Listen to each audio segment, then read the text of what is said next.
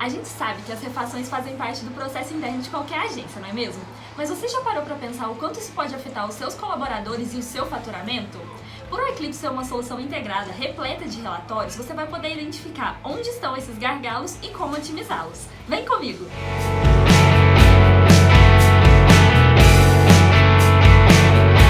O Eclipse, então, tem algumas formas de te ajudar a entender como é que está o relacionamento da sua agência com as refações, tanto no processo interno quanto na questão financeira.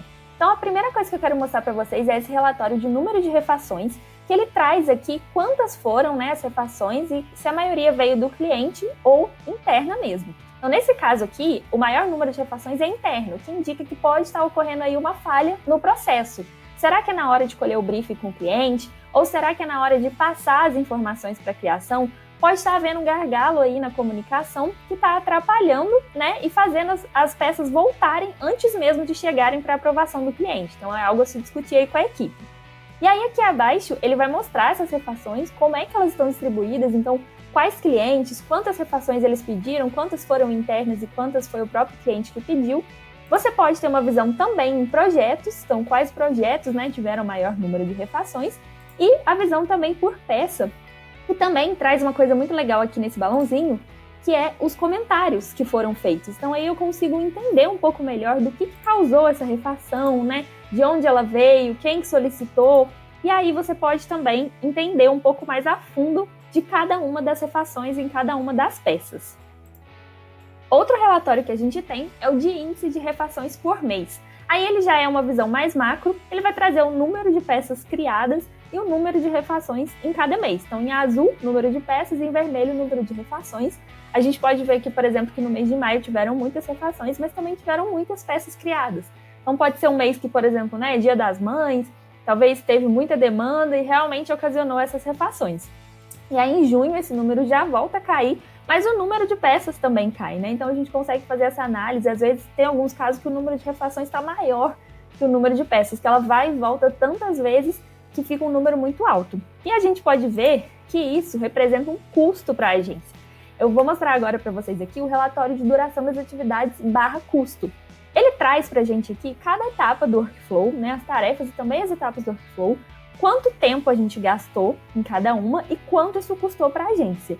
E aí, se a gente der uma olhada aqui na alteração interna, que eu destaquei aqui, a gente teve aí 139 horas e a alteração do cliente foram 356 horas.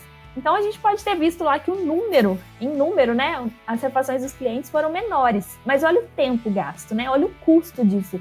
Quase R$9 mil a gente gastou aqui fazendo aí alterações para o cliente. E isso impacta diretamente no financeiro da agência. E aí, se você quiser ver mais a fundo, quais foram essas alterações, em quais projetos, a gente consegue ver aqui na parte de relatório. Ela vai trazer um detalhamento, quem foi a pessoa que trabalhou, quanto tempo ela gastou. E aí você consegue puxar de forma mais micro aí as informações, chegar de uma forma mais detalhada aos dados. Um último relatório que é bem importante para cruzar aí nesse momento de refações é o de performance do colaborador. Por quê? Ele vai trazer aqui o número de atividades que a pessoa tinha, quantas ela entregou em atraso e quantas em dia. Só que às vezes as pessoas estão com excesso de demandas, A distribuição às vezes não está sendo tão correta. Então, nesse caso, a gente pode ver aqui, por exemplo, que o Bruno, a Flávia e a Juliana estão com muitas demandas. E o Bernardo, o Carlos e a Karina, por exemplo, estão com bem menos. Então, por que está tendo essa divisão tão alta para 3 pessoas e tão baixa para outras 3, por exemplo, Isso pode estar gerando aí uma perda da qualidade, ela está com excesso de coisas para entregar, o prazo está curto, como a gente sabe que acontece nas agências, que é tudo para ontem.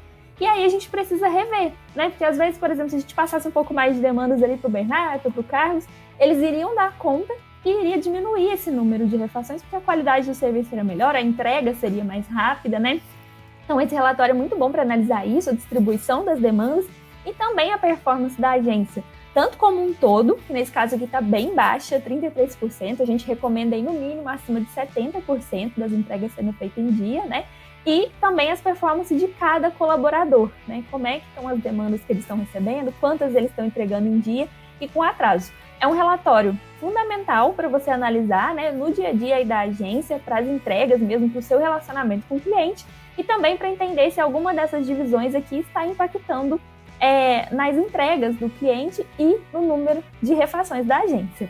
Tá bom? É isso, até a próxima. Tchauzinho!